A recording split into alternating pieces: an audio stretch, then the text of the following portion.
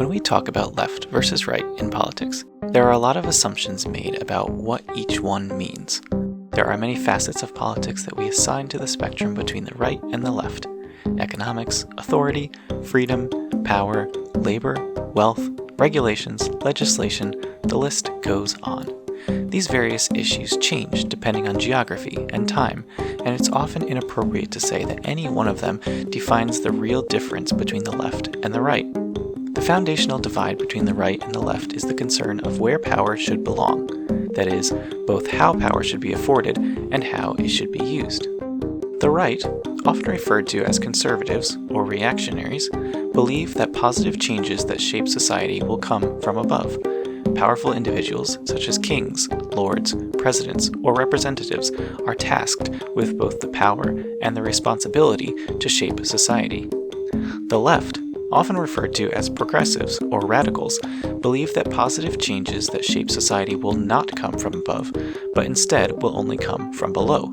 The collective force of all the individuals who make up society must shape society as a unit. An ideal far-right society will be organized into hierarchies. These hierarchies may be strictly dictated by the state, or they may be a natural result of human competition. The extent of these hierarchies may differ, but it is believed that they are the healthiest way of organizing a successful society. An ideal far-left society will seek to organize itself with the minimizing of hierarchical structures of power wherever possible. Political power, that is, the power to shape society, would be dispersed as equally as possible among each participant. This can be the result of the state working to fight oppression by suppressing individual attempts to consolidate power, or it can be the natural result of human cooperation. The history of this spectrum in modern politics can be traced back hundreds of years, but no doubt can be placed on when the labels of left and right came into play.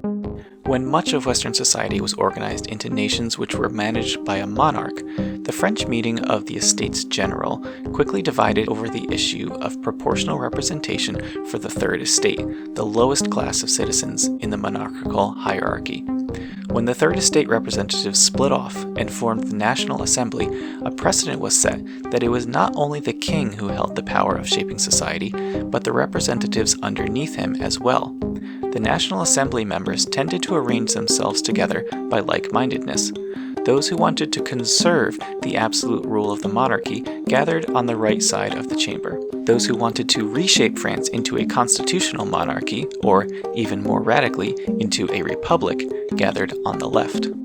Though the labels of right and left were fomented in the legislative assemblies of the French Revolution, the history of this dichotomy can be traced backwards through the American and English revolutions as well, and can be traced forward not only in ensuing revolutions, but in ongoing legislative politics as well.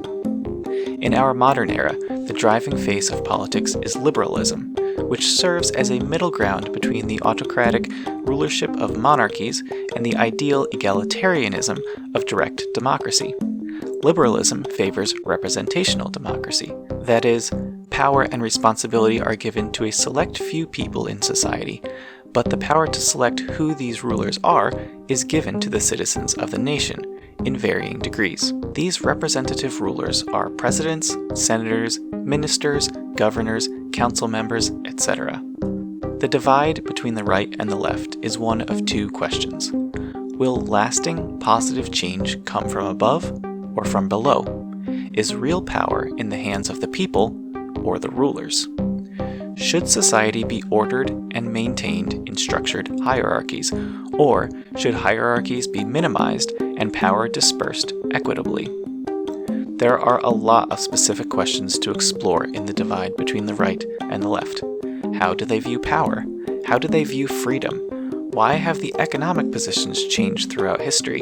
And why are economics the primary concerns in today's discussions?